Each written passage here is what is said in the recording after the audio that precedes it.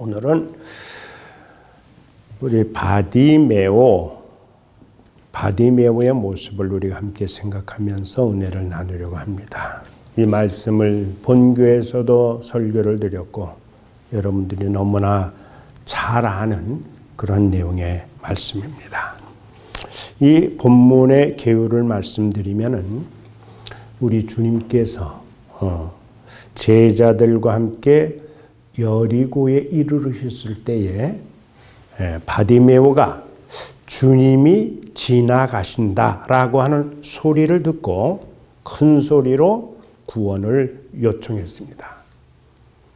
그런데 주변에 있던 사람들이 조용히 해달라, 조용히 하라 그런 꾸중을 하고 그럼에도 불구하고 더욱 큰 소리로 외쳤다. 그렇게 이러한 모습을 본 주님께서 이 바디메오를 고쳐주신다. 그러한 내용입니다. 여러분, 여리고는 예루살렘으로부터 한 24km, 한 16마일 그렇게 떨어진 곳입니다. 근데 유대인 남자는 12세 이상이 되게 되면은 예루살렘으로부터 약 한 15마일 이내에 거주하는 그러한 사람들은 유월절을 지켜야 하는 것이 이것이 그 당시 율법의 규정이었습니다. 그러니까 많은 곳에서 이제 예루살렘으로 사람들이 모이니까 아마도 보통 때보다는 평소보다는 훨씬 많은 사람들이 이제 예루살렘으로 속속 모여 들었을 겁니다. 지금 우리 주님께서는 제자들과 함께 유월절을 지키기 위해서 예루살렘으로 올라가시는 그러한 길이거든요. 그런데 저 북쪽문의 그 곁에 바디메오라고 하는 사람이 앉아 있다가 평소와는 달리 무수한 사람들의 발걸음 소리를 듣게 되고 그리고 서로가 웅성이는 소리를 듣게 되고 그리고 뭔가 왁자지껄한 그러한 소리를 이제 듣게 된 거예요. 그래서 아니 이게 무슨 일인가? 누가 지나가는가 봐. 그렇게 생각을 하면서 이게 도대체 무슨 일인가를 물었고 그러니까 누군가 얘기하기를 예수님이다. 지금 예수님이 지나가고 계신다. 그런 말을 해 주었습니다. 그때 이제 바디메오가 내가 지금 이렇게 오랜 동안 어렵고 힘든 이러한 그 맹인으로 살아왔는데 내 이 어려움을 주님 앞에 호소하리라. 그리고 내 인생의 문제를 해결하리라. 그렇게 생각을 해서 예수님을 만나야 되겠다고 그렇게 결심을 하고 결단을 하게 되는 겁니다.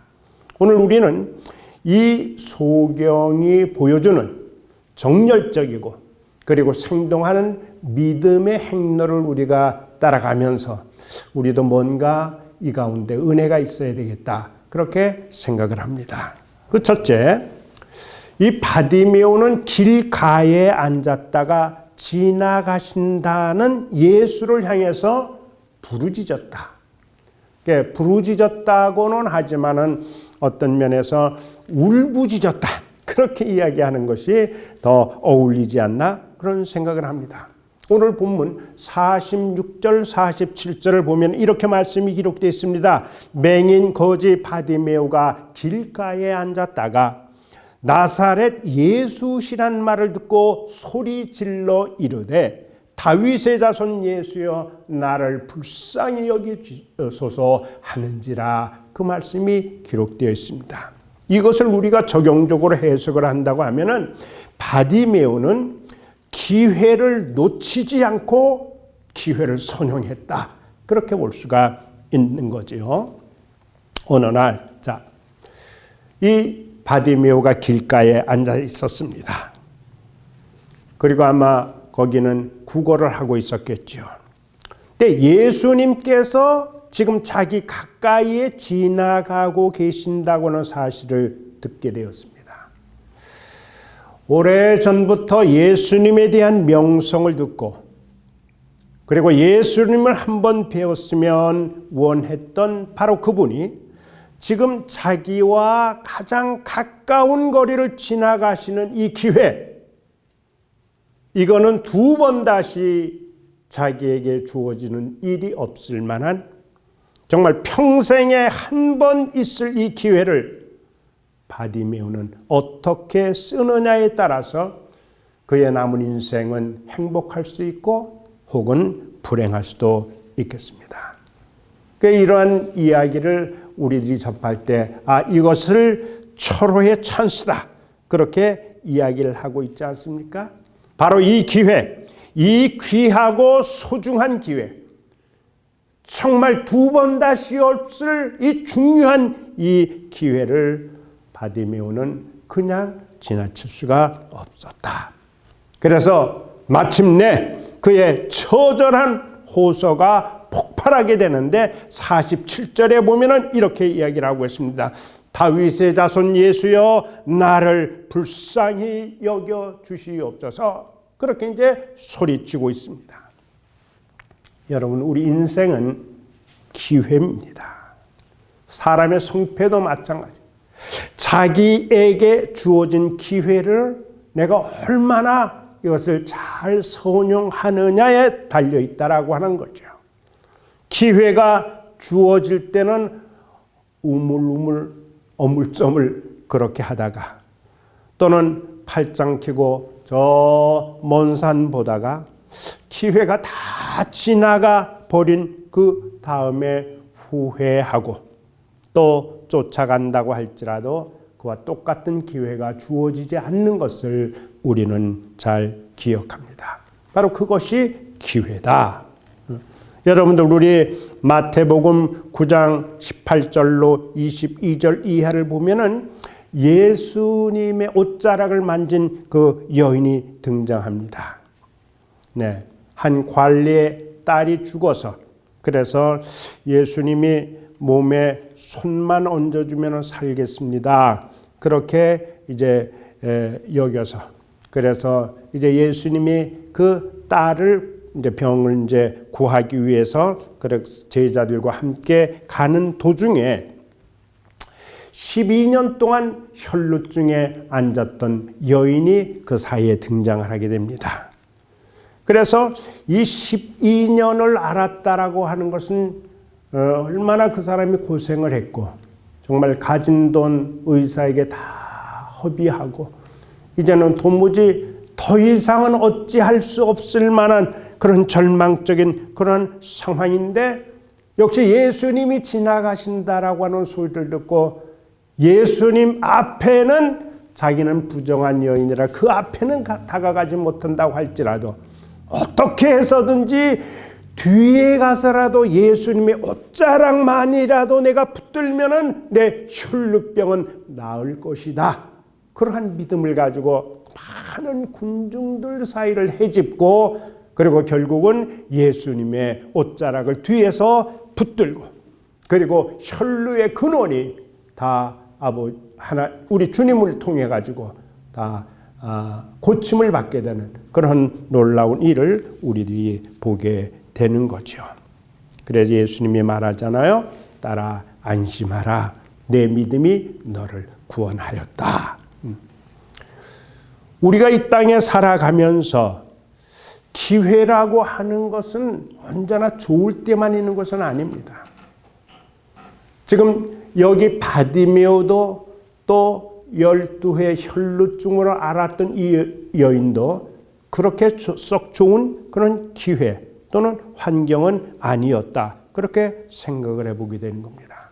여러분 선한 사마리아 사람 비유를 보게 되면은 그때도 그 기회를 선용하는 사람이 있고 기회에서 도피하는 사람이 있고 또 기회를 악용하는 사람이 있었어요. 지나가는 사람을 두들겨 패고 돈을 뺏은 사람은 그 기회를 악용한 사람이죠. 그리고 제사장과 그리고 레위 이 사람들은 기회가 있었지만은 그를 도울 수 있는 기회를 외면하고 그냥 지나갔습니다. 그런데 우리가 아시는 것처럼 어둡고 또 무서운 골짜기요, 험한 산길이요, 그리고 자기도 강도 당할는지 모르는 그러한 입장에서, 또 강도 당한 사람은 상처를 입고 그래서 두려움과 공포 가운데 있었지만은 선한 사마리아 사람은 그 상처받은 사람을 향해서 어떻게 했습니까? 잘 돌보지 않았습니까? 우리에게는 언제나 기회라고 하는 것은 있는데, 그런데 우리는 조상 탓이다, 또 환경 탓이다, 남의 탓이다. 그래서 우리는 불리한 그러한 여건을 말씀으로 뛰어넘어야 되는데, 그러한 부분이 오늘 우리에게 필요하지 않나, 그렇게 생각을 합니다. 오늘 우리가 이 코로나 또 19로 인해 가지고 어렵고 힘들 때, 그때도 우리는 이러한 믿음이 필요하다. 더 주님을 향해서 우리가 기도해야 되지 않겠는가, 그런 생각을 해보게 되는 겁니다. 두 번째는 많은 사람들이 꾸짖습니다. 시끄럽다라고, 귀찮다라고. 그렇게 꾸짖음에도 불구하고 더욱 주님을 향해서 부르짖었다. 이렇게 성경이 오늘 그렇게 말씀을 주고 있네요. 오늘 48절을 보면 그렇게 나와 있습니다. 많은 사람이 꾸짖어 잠잠하라 하되 그가 더욱 크게 소리 질러 이르되 다윗의 자손 예수여 나를 불쌍히 여기소서 하는지라. 이 상황을 우리가 적용적으로 또 해석을 한다면은 어렵고 힘든 상황이에요. 그런데 그는 그 상황 속에서 힘을 다해서 난관을 헤쳐나갔다는 거죠. 여러분, 예수님을 만나려고 하는데, 또 주님을 믿으려고 하는데 왜 그렇게 대적자가 많고 방해꾼들이 많은지. 그래서 본문 48절에 보니까 한두 사람이 아니요, 많은 사람이 꾸짖으면서 조용히 하라고, 잠잠하라고, 시끄럽다라고 지금 그 얘기하는 거예요. 그런데 여러분들, 만일 많은 사람들이 이 바디메오를 꾸짖으면서 이야기할 때, 만일 여기에서 바디메오가 스탑했다면, 여기서 더 주님을 부르지 않고 여기서 멈추었다라고 하면은 그는 평생을 이제는 맹인으로 살아야 돼요. 비참하게 살아야만 되는 거예요. 그런데 이 소경 바디메오는 한 번 부딪힌 난관에서 그가 실망하고 좌절하고 포기할 수도 있겠지만은 바디메오는 결코 포기하지 않았다. 결코 그곳에서 주저앉지 않고 오히려 난관에서 자포자기하지 않고 오늘 본문을 보니까 더욱 큰 소리로 주님을 향하여 부르짖었더라. 여러분, 그 장쾌한 기록을 우리는 성경을 통해서 볼 수가 있는 겁니다. 그래서 48절에 그렇게 이야기해요. 그가 더욱 크게 소리질러 이르되 다윗의 자손, 그렇게 이제 나오는 거예요. 그러니까 처음에는 다윗의 자손 예수여 이제 이렇게 이야기를 했더니까 주변 사람들이 뭐 꾸짖었겠죠. 안 되겠다. 그래서 이제는 더 큰 소리로 주님을 향해서 지금 부르는 거예요. 주님 좀 들으시라고, 다윗의 자손 예수여 나를 좀 불쌍히 여겨 주시옵소서, 그 말이에요. 사랑하는 여러분, 이전보다 더 강한 힘으로 그 난관을 어떻게 했냐, 극복해 나갔다. 많은 사람들이 그렇게 하지 말라고 시끄럽다라고 이야기를 했지만은 그는 그 난관에 주저앉지를 않고 어떻게 해서든지 힘을 다해서 그 어려운 난관을 극복해 나아갔다. 여러분, 우리가 잘 아는 사도행전 16장 16절부터 쭉 그 이하를 읽어보시게 되면은 바울과 실라가 이제 빌립보 감옥에 갇히게 됐습니다. 왜 감옥에까지 갇히게 됐냐? 그가 이제 점을 쳐서 자기 주인에게 많은 이익을 갖다 주는 사람이 있어요. 이 사람은 귀신 들린 여인인데 이 귀신 들린 여인을 고침으로 인해서 그래서 여종의 주인이 수입이 자꾸 줄어들게 돼. 그렇기 때문에 그 수입 줄게 된 그것을 보고서 이제 유언비어를 막 유포를 하잖아요. 바울 신라에 대해서. 그래서 그 바울과 신라가 붙잡혀서 그래서 관리들에게 끌려가고 그리고 무리들이 고발하기 때문에 그곳에서 옷을 찢고 그리고 매로 많이 치고 깊은 감옥에 갇히게 되었다. 바울과 신라의 입장에서 보게 되면 어떨까요? 아니 주님, 이게 지금 다른 일도 아니고 주님의 명령에 순종해서 지금 귀신 들린 자를 고쳤으니 마땅히 내가 칭찬받아야 되지 않습니까? 마땅히 내가 지금 말씀 따라 순종했으니 내가 축복이 있어야 되지 않겠습니까? 그래야 될 텐데 오히려 내가 이거 감옥에 갇혔으니 도대체 어찌 일이 될 수가 있습니까? 우리 같으면은 낙심이 되죠. 또 원망도 되지요. 때로 포기하고 싶은 그러한 마음도 들 수 있는데 그런데 바울 신라를 보세요. 깊은 옥에 갇혔습니다. 그리고 저희들의 발은 착고에 지금 채워졌습니다. 절망적인 상황입니다. 그런데 그들은 어떻게 했습니까? 그 난관에서 그대로 주저앉지를 않았다는 거예요. 거기서 포기하지 않았다라고 하는 거예요. 한밤중에 그들은 하나님께 기도하고 하나님을 향하여 찬송하니 갑자기 지진이 나고 그리고 옥토가 움직이고 그리고 문들이 다 열리고 그리고 사람의 매인 것이 다 벗겨졌다. 그리고 우리가 아시는 대로 간수의 집안에 세례까지 베풀고 그리고 하나님께 큰 영광을 돌리면서 이것을 계기로 빌보교회가 세워질 수 있었더라. 여러분, 오늘 우리 현대주의의 물질 문명, 우리 인생이 살아가는 어간에는 난관은 의뢰이 있는 거야. 파도와 같이 우리에게 밀려오는 게 우리 인생길입니다. 파도가 한번 지나가고 그 다음에는 영원히 파도가 안 오니 아니야. 그 다음에 이어서 또 파도는 계속해서 오는 거야. 그래서 우리 인생의 길에는 의뢰의 난관이 있고 그리고 이 어려운 문제들은 우리가 무엇을 하고 있다라고 하는 그런 증거인데 그런데 여러분 이러한 어려운 난관이 있을 때 하나님을 향한 믿음을 가지고 그 난관을 뛰어넘고 그리고 극복해 나아가는 그러한 의지를 가져야 되는데 현대인들은 이게 의지력이 너무 약해져 가지고 그런 어려움이 있게 되면은 그 문제에 회피하고 자꾸 주저앉고 포기하려고 하기 때문에 그래서 고난이 계속 더 배가가 되는 경우가 많이 있더라라고 하는 거죠. 여러분 우리는 세상이 주는 정말 달콤한 설탕물에 중독되면 안 됩니다.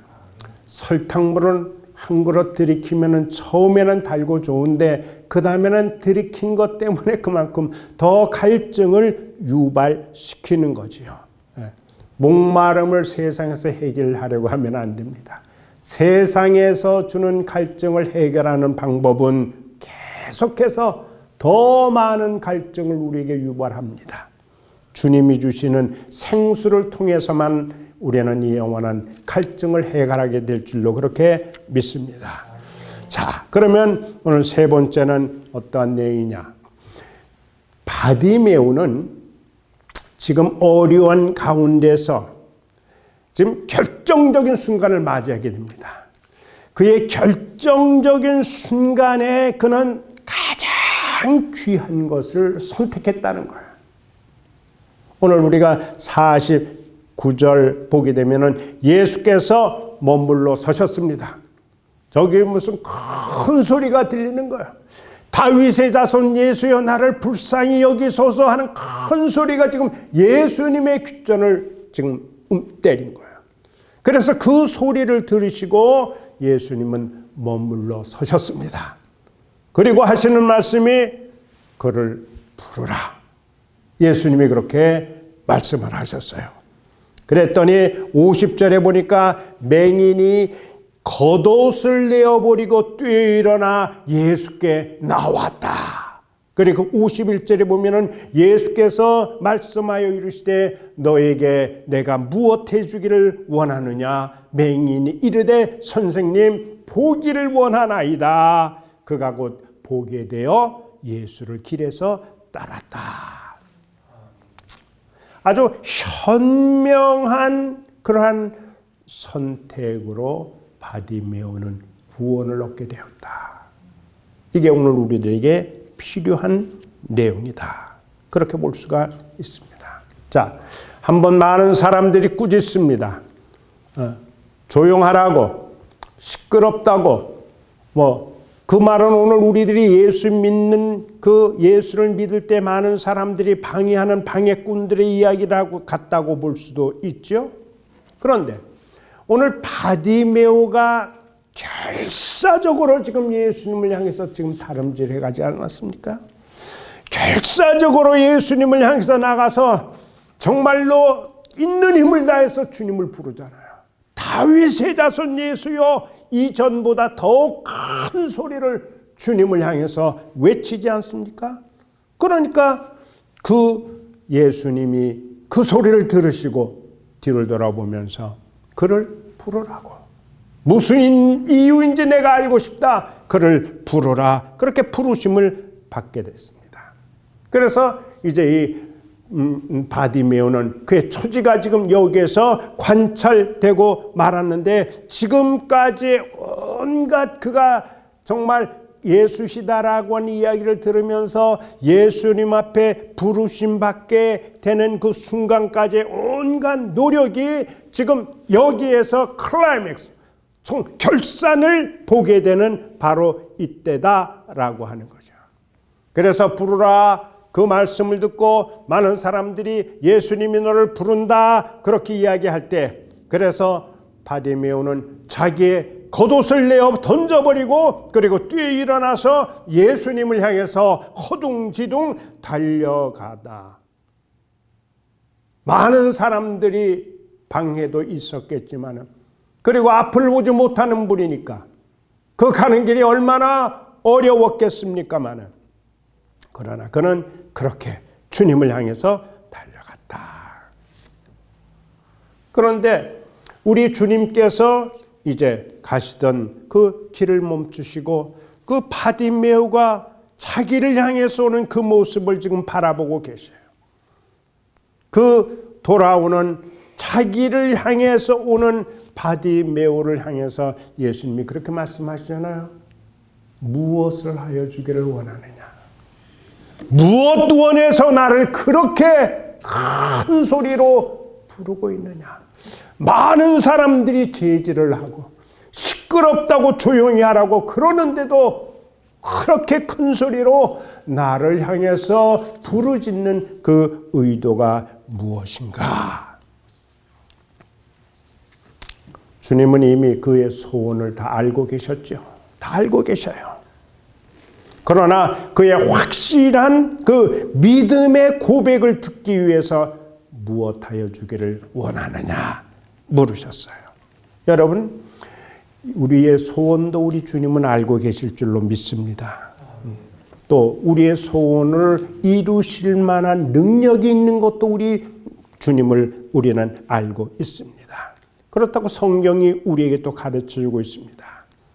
그런데 그분은 우리의 진실한 신앙 고백을 기다리고 있는 거야.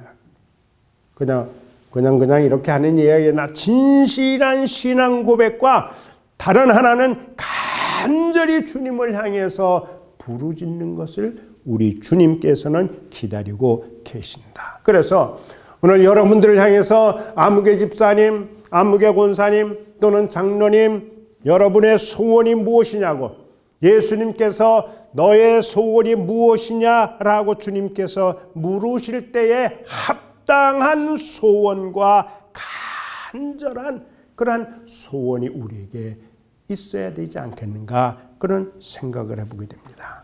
그래서 맹인이요 그리고 거지인 바디메오는 아주 현명한 선택을 했다. 그리고 주님으로부터 해결함을 받게 되었다. 여러분, 이 사람은 맹인이라 그랬잖아요.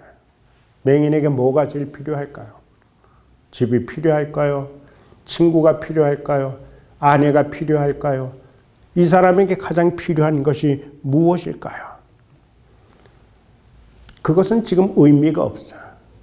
바디메오에게 있어서 친구도 의미가 없고 아내도 의미가 없고 집도 의미가 없는 거야. 그에게 근본적인 문제가 해결이 돼야 돼. 그 근본적인 문제가 무엇이냐? 눈 뜨는 이 문제가 해결돼야 돼. 눈이 뜨는 이 문제가 해결될 때에만 비로소 나머지 여타의 문제들이 해결되어질 수 있다라고 하는 거예요. 그래서 이 바디메오는 있는 힘을 다해서 지금 이야기를 합니다. 선생님, 제가 보기를 원합니다. 아주 현명한 선택을 이 바디메오는 했다. 여러분, 우리가 세상을 살아가면서 정말 어리석은 선택을 할 때가 많이 있습니다. 우리 시조가 아담 하와입니다. 잘 아시는 것처럼 인류의 불행은 선악과 한 그릇에 대해서 대립되는 음성을 듣게 돼요. 그게 무슨 일이냐? 하나님의 말씀은 이것을 먹으면 너는 정령 죽는다. 그런데 사탄의 유혹은 뭡니까? 결코 죽지 않는다. 이 대립되는 두 음성을 듣고 우리의 시조가 그릇된 선택을 했고 그 결과가 어떻게 됐는지를 우리는 잘 알고 있습니다. 롯이라고 하는 사람, 그런데 그의 아내가 있습니다. 소돔의 영광에 끝내 미련을 버리지 못하고 뒤를 돌아보다가 결국은 소금 기둥이 되는 그런 치욕적인 죽음을 자초했던 것을 우리는 알 수 있습니다. 우리가 세상을 살아가면서 늘 현명한 선택이 우리 가운데 있으시기를 주의로 축복합니다. 자, 여러분, 우리 성도들은 이 세상을 살아가면서 무엇을 바라보고 살아야 하는가? 바울 사도는 빌립보 1장 27절에 오직 너희는 그리스도의 복음에 합당하게 살아가라, 그런 말씀을 권면해 두고 있습니다. 또 빌립보서 3장 7절과 8절 이하를 보게 되면은 내가 그를 위하여 모든 것을 다 버리고 그리고 배설물처럼 이 땅의 것은 잃어버렸다, 버렸다, 그렇게 이야기를 하면서 그러면서 나는 오직 예수 그리스도를 바라보면서 다름질하노라 라고 하는 고백을 우리는 찾을 수가 있습니다. 저도 이 운동을 좋아해서 운동 경기를 이렇게 봅니다. 근데 복싱 선수들 경기하는 모습을 이렇게 보게 되면은 링에서 상대방을 향해서 한시도 눈을 떼지를 않습니다. 절대 복싱 선수들은 링에 올라가면은 딴 곳에 시선을 두질 않아요. 그러다가 큰일 나지요. 눈을 돌리지를 않는 거예요. 오직 상대방의 동작이 어떠한가에 하나하나의 그 동작에 온 시선을 집중하는 거예요. 복싱만 아니지요. 모든 운동은 그렇습니다. 여러분, 야구도 마찬가지예요. 야구가 피처가 공을 던질 때 타자는 그 공이 어떻게 오는가에 대해서 전 시선을 집중하지 않습니까? 축구도 마찬가지고 농구도 마찬가지고 우리 고 목사님 잘 치는 탁구도 마찬가지예요. 다 공에 집중을 해야 되는 거예요. 그리고 여러분들 사격하는 사람들도 저 표지판을 집중을 해야 되는 거예요. 그렇죠? 그리고 양궁 선수도 마찬가지예요. 그 관역을 다 집중을 해서 쏴야 되는 거예요. 다른 데 신경을 쓰게 되게 되면은 그때는 제대로 관역에 맞출 수가 없다. 그러니까 그리스도를 믿는 성도님은 그리스도의 시선을 집중해야 된다는 거예요. 예수님을 믿는 사람들은 예수님에게 전 시선을 집중해야 되는데 오늘날의 성도들은 너무나 많은 곳에 집중을 하고 있다는 거예요. 우리가 분명히 할 것은, 우리가 아시는 대로 눈이 두 개 아닙니까? 근데 눈은 두 개인데 두 눈을 동시에 볼 수는 없어요. 오른쪽 눈은 이쪽을 보고 왼쪽 눈을 이쪽을 보고, 이거 두 쪽을 동시에는 우리가 볼 수가 없어요. 분명히 눈은 두 개인데 그러나 보는 목표는 한 곳에 집중을 하도록, 국한하도록 그렇게 돼 있다라고 하는 거예요. 창조주가 그렇게 만드셨어요. 눈이 두 개라고 하나는 저기를 보고 하나는 저 위를 볼 수 있게, 그렇게는 지금 안 되는 거예요. 다시 말하면 우리가 그리스도를 보면은 세상을 보기가 어려워요. 세상 것을 보면은 그리스도를 보지 못하는 거예요. 그러니까 세상하고 그리스도 예수님을 동시에는 안 된다는 거예요.